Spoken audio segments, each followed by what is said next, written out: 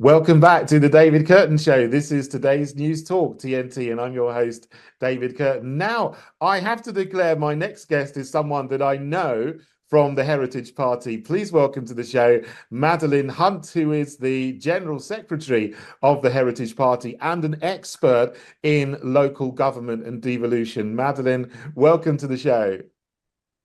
Hello, David. It's very nice to be here. Thank you very much for having me on the show. It's really a pleasure. No, it's lovely to have you on the show. I mean, I talk to you very often, but you know so much about what's going on because you look into a lot of the documentation which is coming out from the government about, the devolution agenda, the leveling up agenda, what you call the global to local agenda. I think a lot of people watching understand what Agenda 2030 is. They understand the World Economic Forum, they understand the 17 Sustainable Development Goals and how they're impinging on our lives. But you understand the mechanism of how they're being implemented. So can you tell us, the most important things that are happening in the UK at the moment, which will be relevant to other countries as well, about how these things are being implemented through devolution? I think we will have to go back years, really, to explain everything, because devolution started many, many years ago. And since we have a COVID, that was speeded up and people recognize this as an agenda. But in fact, devolution was implemented on us for many, many years, especially when we've been part of the EU. And if we think about devolution, I asked the question so many times. I asked the question people around, and I said, do you know what this word means? And the answer is usually, not really. But, if you just check the meaning of the word, is going back. It's not really evolving, but devolving. So that's not progressing, but just going back. So from the country which was really prosperous and have nice democracy, if we can just try to explain this the easiest way, we're going back to the country who just doesn't know how to deal with economic and democracy. So practically they just going to the point zero only to implement new system. The reason why I am more aware probably than everyone else about the system, because you know, and many people know that I came back to live in UK in 80s, and I originally live in Poland. I grew up in Poland. I left Poland when I was a young girl, and I was fighting in Polish Solidarity. And we, in fact, was fighting against the devolution. That was nothing else but exactly the same system, to the point when we had the same regulation, the same restriction, the same censorship, really very much the same. Even the lockdown, we actually have this in Poland as called the civil war, the martial law, but it was very much the same. What we had the lockdown, that was exactly the same restriction. As you said, I am following the updates on the devolution every day. I'm trying to update myself with any kind of regulation what the government is introducing to the council, or let's say the councils introduce this to the government, because that's another thing what our nation doesn't really understand. Everyone blames the central government for everything, but the progress of implementing any kind of regulation, it's really long. And why we're calling this global to local agenda? Because every single local government is strictly connected to the NGOs and stakeholders, investors, and it's worse and worse every day, because they calling this leveling up. And leveling up is exactly the socialist system what we had in Poland when they was trying to level everything, put everyone on the same level. And the changes what coming at the moment are really drastic, and that they are really fast. And for example, people are not aware what is going on in the councils, how the council functions, and the changes which was done recently. Nobody was consulted about that, which is really strange, because by any kind of regulation, we should be consulted about any changes in the system. This is the first main thing. If the government wanna change system, your local system, they need to ask the resident if they want to be run by a new system. But nobody was never consulted, so people don't know what devolution is. People don't know what leveling up is. However, this is leveling up and devolution is introduced to people in different way. by the proposal, which are actually hidden under the system. So the proposal will include closing the traffic, getting rid of the cars, demolishing historic buildings, changing the education system locally, having influence on the social care. All these things is actually regulated by the devolution. Now, the most important thing, I'm sorry, I am just talking and talking, Yeah, but I just want to ahead. say the most important thing about devolution, as I said, the meaning is going back, but the political meaning of the devolution is the transfer of funds and power from the central government to the local authorities, to the local governments. You can see this happening, especially from the moment when we had the Corona Act, because the power was completely handed to the hands of the local governments. And since then, the power never was taken back, but actually was given them more and more and more. I'm trying to summarize everything, but it's just so much to say. Trust me, the amount of changes is just overwhelming. We can go through the bankruptcy, we can go through the billions which was spent in past 3 years, but I can just talk about this for ages. Yeah, I mean, you've said a lot of things that I think many people don't even know and they're not aware of, because you have these words, devolution and leveling up, and they're presented in such a way as though they're good things if you don't question them. And devolution, I think most people understand by that localism. Like you say, power is going from the central government to local governments, therefore people have more say on what goes on in their local areas. But actually, the opposite is happening, because at the same time, there are changes happening to the system and the structure, which means that democracy is being taken away at a local level, as well as money flowing to local governments. I mean, one thing, obviously, I'm experienced in London. I was on the London Assembly, and you have the mayor there. Sadiq Khan has been the mayor of London for 8 years. It's been appalling for London. But what they're doing now is they're trying to introduce the same kind of system around all the counties of England. So England is going to be split up into 40 different areas. Each one is going to have their own little Sadiq Khan, and there's not much you can do to get rid of them, or to actually get your own person in, because the fee to enter the elections will be £5,000 or £10,000.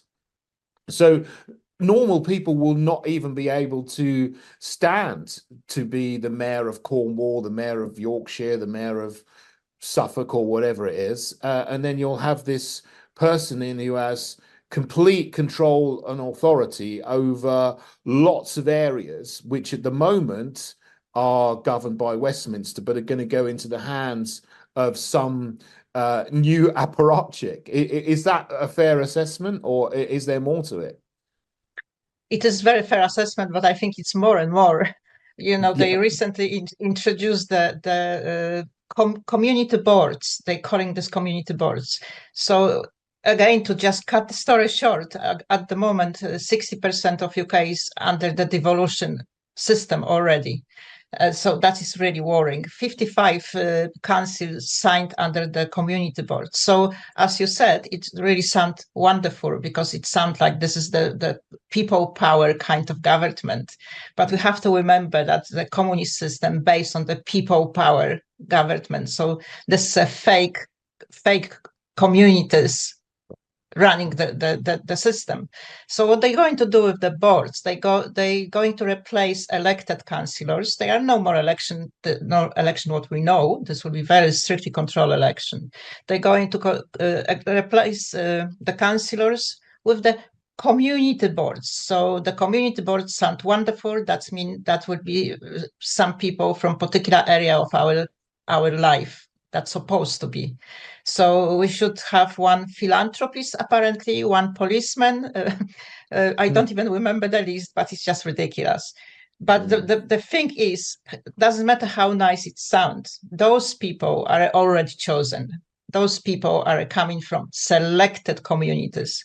Communities doesn't mean us. Communities doesn't mean the proper single individual resident. They are already selected communities, and these people already collaborate with the councils.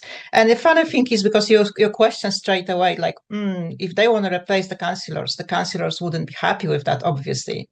But actually, they would be very happy, because they are already the people who sitting as a chair or any kind of, they have any other function in the selected communities. So practically, they will be more powerful, because they will be going back to their council, not as a councillors, but as a member of the particular community. So that will be the same people, but under different system with more power. Okay. So this is a completely new system. I've read this document about town boards. They're being introduced to 55 towns initially around England, but obviously I think the idea down the line is that they'll be rolled out everywhere in every community, if you like. And this is another word. You see, community, it sounds good. It sounds like a positive word, but actually what the deep state means by this word is completely different to what people would understand by the word. So it's actually about giving power to selected communities, whether that's the climate alarmist community, the LGBT community, the local lodge, or whatever. And they're the people that are going to sit on the town boards, but they won't be elected. So you have no say over who actually is on those boards. At least at the moment, you can elect your councillors. It's very difficult. I mean, the thing that's disappointing to me is not more people get involved. I mean, we do have, obviously, in the Heritage Party, some fantastic people who've got involved. They've actually become councillors themselves, but we need more than a dozen people. We need thousands of people to get involved and take power. Right now, otherwise it's going to be too late. What do you think about this? Is it worth getting involved in local government? Is it still possible to stop this communitarian system from being implemented, or is it too late? I absolutely think this is necessary. This is a must to get involved, because, as you said, we're not going to have a chance anymore. And the scary thing is, if anyone know the history and know a little bit about the East Europe, it took 40 years in Poland for people to finally dismantle the system. And they always knew it's wrong. They've been always trying, but basically in this system is impossible. So whatever we have left from our democracy, we should really use this now for our benefit. And the best way to do it is joining our party, the Heritage Party, and just put the power together against the agenda, because it doesn't look great. And trust me, every day when I'm reading the reports, it's more and more depressing, because it's more coming still what we don't really want to see happening. So it's unavoidable at the moment. So definitely, if there is any chance for a co-option in some local area for a by-election, everyone should try to stand up as a candidate. I want to say something about the independent candidates, because people are so scared of politics at the moment, which is again part of the agenda. They want us to be scared of politics, because if we're not involved in politics, that means we don't have influence over the politics at all. So this is the best way. Just put people away from politics and do whatever you want. So in regards to independence, if anyone want to vote for an independent candidate, you need to make sure that you know the person well, because the independent candidates become very dependent the moment when they join the council. So. Yeah, absolutely. You're right. And I've seen people, this is a strategy that I've heard of. You have these four parties in England, and, obviously all around the UK, Tory, Labour, Lib Dem, Green, they're all the same. They've all got the same policies now, but they know this, and they know that they're increasingly unpopular. So what they do is someone leaves and they're actually still in one of these parties, but they stand as an independent. They get elected as an independent, but they're actually really still a member of the Tory party or the Green party or the Labour party, whatever. And they're just part of the blob. So you need to know, if you got an independent candidate, that they actually are genuinely independent and not part of the establishment system, which is, that you're getting that with the Heritage Party, sure. But the practical outworking of this is something that you mentioned, towards the beginning of the session, is that these things are happening. But what this practically is going to mean is restrictions on traffic, 15-minute cities, more surveillance, perhaps more lockdowns. The gantries that they're putting up for traffic to be controlled may be used in future for future lockdowns. And also, appallingly, what they do is that they let old buildings go derelict, and then they say, oh, well, we need to knock them down because they're dangerous and they don't fulfill our climate regulations and energy regulations anymore. We've just got a couple of minutes left, 1 minute left. But I mean, what are those the things that you see being implemented in councils around the country?